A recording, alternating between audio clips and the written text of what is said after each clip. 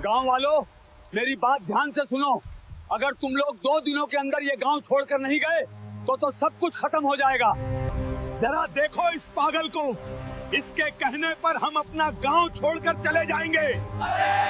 ठीक है, तुम लोग मेरे बात मत मानो, लेकिन मैं तुम्हारे साथ मरना नहीं चाहता। इस गांव पर बहुत बुरा खतरा मंडरा रहा है। पता नहीं ये गांव वाले मेरी बात क्यों नहीं मानते। एक दिन ये सब मरेंगे। मैं तो चला इस गांव को छोड़कर। रामपुर गांव सरयू नदी के पश्चिमी किनारे पर बसा हुआ था। नदी के किनारे से गांव की शुरुआत होती थी और गांव के आखिरी छोर तक जाते जाते खेत शुरू हो जाते थे। हरे भरे खेत, आम के घने बाग, मिट्टी की वो खुशबू जो बारिश के बाद और भी गहरी हो जाती थी, और सुबह सुबह गाय बैलों की घंटियों की आवाज। यही था रामपुर की असली पहचान। गांव में कोई 300 घर थे। मिट्टी के घर, खपरेल की छतें, आंगन में तुलसी के चौरे और दरवाजे पर लिपी पुती चौखटें। लोग सुबह उठते, खेतों में जाते, शाम को लौटते और रात को चौपाल पर बैठकर हुक्का गुड़गुड़ाते। जिंदगी सीधी थी, सरल थी और इसीलिए खूबसूरत थी। सरयू उनकी माँ थी, उनकी जीवन रेखा थी। उसी का पानी पीते, उसी के किनारे बच्चे खेलते, उसी में औरतें कपड़े धोती थीं और उसी के किनारे बैठकर बूढ़े अपनी जिंदगी की कहानियां सुनाते थे। सरयू के बिना रामपुर की कल्पना भी नहीं की जा सकती थी। लेकिन इस पूरे गांव में एक आदमी था जो बाकी सबसे बिल्कुल अलग था, जिसे देखकर लोग हंसते थे, जिसकी बातें सुनकर लोग सिर हिला देते थे और जिसके बारे में गांव की औरतें आपस में फुसफुसाकर कहती थीं कि बेचारे का दिमाग ठीक नहीं है। उस आदमी का नाम था भैरव। भैरव की उम्र कोई 55 साल रही होगी, न बहुत बूढ़ा न जवान। वो उम्र जब आदमी के चेहरे पर जिंदगी अपनी छाप छोड़ देती है। उसके चेहरे पर गहरी लकीरें थीं, जैसे किसी कुशल कारीगर ने बहुत सोच समझकर उन्हें खींचा हो। उसकी आंखें काली और इतनी गहरी थीं कि जो एक बार उसमें झांके उसे लगे जैसे किसी पुरानी झील में देख रहा हो, जिसकी तली का किसी को पता नहीं। उसकी देह मजबूत थी, हाथ खुरदरे थे जैसे बहुत काम की हो, और चाल में एक अजीब सी धीमी गंभीरता थी जो उसे बाकी गांव वालों से अलग करती थी। भैरव अकेला रहता था। गांव के पूर्वी छोर पर एक छोटी सी झोंपड़ी थी उसकी। न बीवी थी, न बच्चे थे, न कोई रिश्तेदार आता था।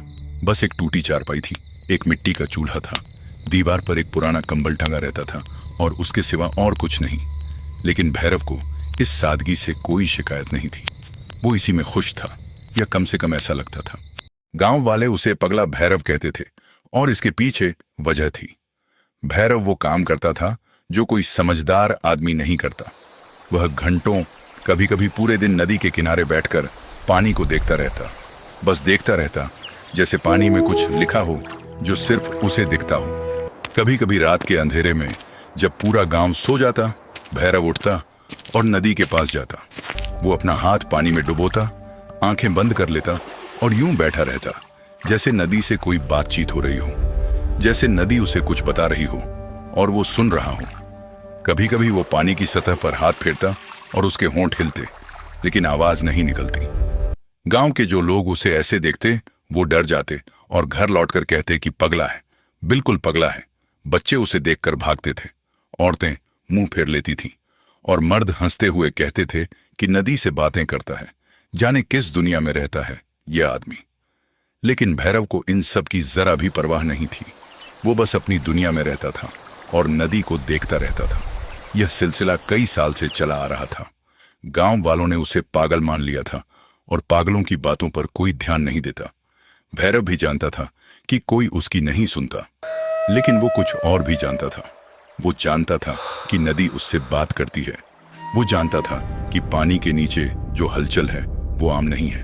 वो जानता था कि सरयू के मिजाज में कुछ बदल रहा है, और यह सब जानते हुए वो चुप नहीं रह सकता था। फिर एक दिन सावन का महीना था। बारिश हल्की हल्की हो रही थी। वो बारिश जो मन को अच्छी लगती है, जो मिट्टी की खुशबू उठाती है और जो खेतों को नई जान देती है। गांव के लोग अपने अपने घरों में थे। बच्चे दरवाजे पर बैठकर बारिश की बूंदें देख रहे थे। औरतें रोटियां बना रही थीं। मर्द चौपाल की छत के नीचे बैठे हुक्का पी रहे थे। तभी भैरव गांव के बीचों बीच आया।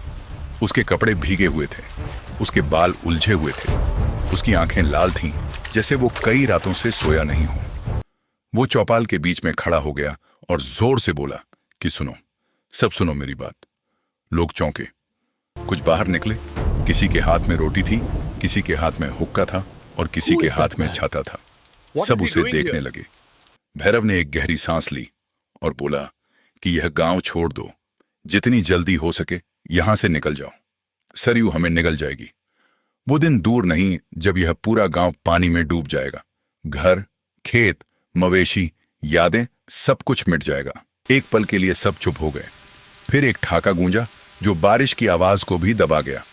रमेश पटेल, जो गांव का सबसे बड़ा जमींदार था और जिसकी बात का गांव में बड़ा वजन था, वो आगे आया और बोला कि अरे पगले, सरयू हमारी माँ है। माँ कभी अपने बेटों को निगलती है क्या? भैरव ने शांत आवाज में जवाब दिया कि माँ भी जब गुस्से में आ जाए तो रास्ता नहीं देखती।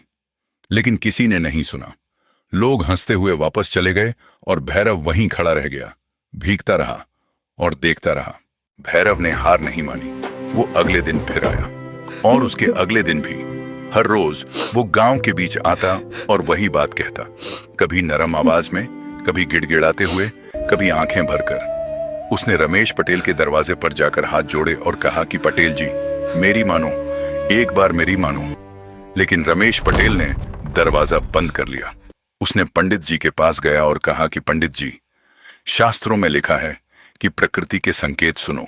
लेकिन पंडित जी ने कहा कि तुम्हारी अक्ल पर पत्थर पड़ गए हैं, जाओ घर जाओ। बच्चे उसके पीछे पीछे चलते और नकल उतारते कि भागो भागो, सरयू आएगी, डूब जाओगे सब, और खिलखिलाते हुए भागते। औरतें खिड़की से देखती और आपस में कहती कि बेचारे का दिमाग खराब है, रोज का यही राग है। एक बार तो रमेश पटेल ने गांव की पंचायत बुलाई और कहा कि इस पगले को गांव से बाहर कर दो, यह माहौल खराब कर रहा है, लोगों को डरा रहा है, बच्चों के मन में डर भर रहा है। पंच लोग सोचने लगे, लेकिन किसी ने उसे निकाला नहीं, क्योंकि भैरव ने आज तक किसी का कुछ नहीं बिगाड़ा था। वो बस बोलता था और बोलता रहता था। महीने बीते। भैरव की बातें अब किसी के कानों तक पहुंचती भी नहीं थी। लोगों ने उसे पूरी तरह नजरअंदाज करना शुरू कर दिया था। लेकिन भैरव रुका नहीं। उसके अंदर कुछ था जो उसे रुकने नहीं देता था। वो हर रात नदी के पास जाता, पानी में हाथ डुबोता और कुछ महसूस करता जो शब्दों में बयान नहीं होता। उसकी आंखों में वो डर था जो तब होता है जब आप कुछ जानते हो और कोई आपकी बात न माने। वो डर जो आदमी को अंदर से खाता रहता है। लेकिन भैरव के अंदर कुछ और भी था, एक संकल्प, एक जिद और एक काम जो वो चुपचाप कर रहा था, जिसके बारे में गांव में किसी को कानों कान खबर नहीं थी। जब भी भैरव गांव से बाहर जाता, लोग सोचते कि पागल कहीं भटकने निकला है। लेकिन भैरव जाता था पहाड़ी के पीछे, वो पहाड़ी जो गांव से कोस भर दूर थी और जिसके पीछे एक घाटी थी जिसे गांव के लोगों ने कभी ठीक से देखा नहीं था। भैरव उस घाटी में जाता था और काम करता था, महीनों से, चुपचाप, अकेले, बिना किसी को बताए।